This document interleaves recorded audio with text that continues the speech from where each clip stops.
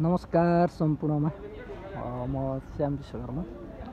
यति बेला म पश्चिमाञ्चल क्षेत्रीय अस्पताल गण्डकी पोखरामा छु।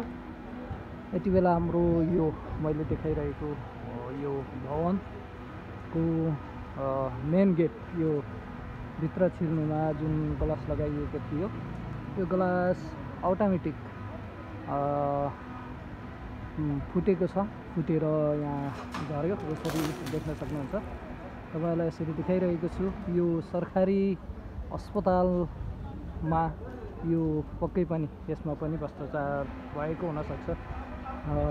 यो यसरी खस्दै गर्दाखेरि मानवीय क्षति भने हुन सकिरहेको छैन, किनकि यो आवाज आइरहेको मैले सुनिसके पछाडि मैले यहाँ सिक्युरिटीलाई भनिसकेको छु, यहाँ सिक्युरिटी तपाईँ बस्नु होला र आवत जावतमा तपाईहरूले यो ध्यानपूर्वक हिँड्नको लागि भनिदिनु होला भनेर सिक्युरिटीले भनिराखेको अवस्था छ। यति बेला यहाँको म देखाउन सक्छु। यो आधा एकतिरको खसिसकेको छ भने यताको खस्ने क्रम जारी छ।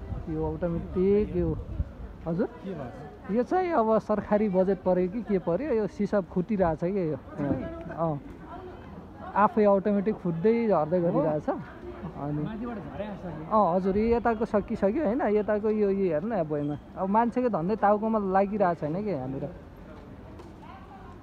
अनि यसको लागि तत्कालै अनुगमन होस् भन्न चाहन्छु र यसमा चाहिँ यो बनाउने यो कम्पनी यो सिसा कम्पनीलाई पनि जानकारी होस् र यहाँको यो तत्काल अनुगमन होस् भन्न चाहन्छु।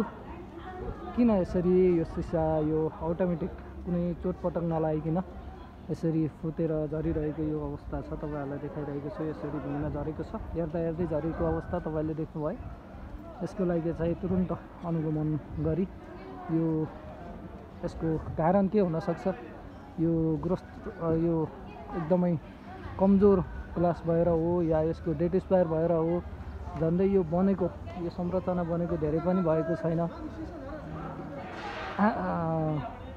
र यहाँ तत्कालै डोरी लाउनु पर्यो के। हेलो बहिनी, यो बाटो नहिँड्नु, यहाँनिर चाहिँ डोरी लगाइदिनु पर्यो। अनि यहाँनिर चाहिँ एकजना बस्नु पर्यो।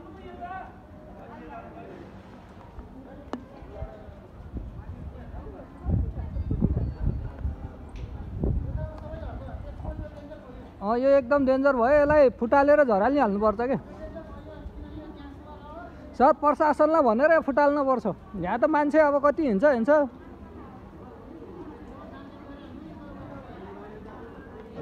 सम्भवतः सेक्युरिटीले फोन गर्दै हुनुहुन्छ।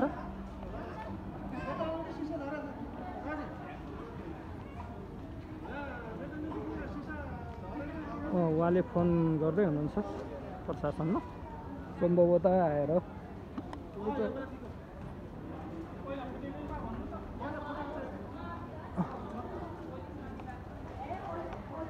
यो पुरै झर्छ। अब यो झर्दैछ। ल तिन रकम यो सिसा झर्दैछ। ओ बहिनी छिटो आउनु, छिटो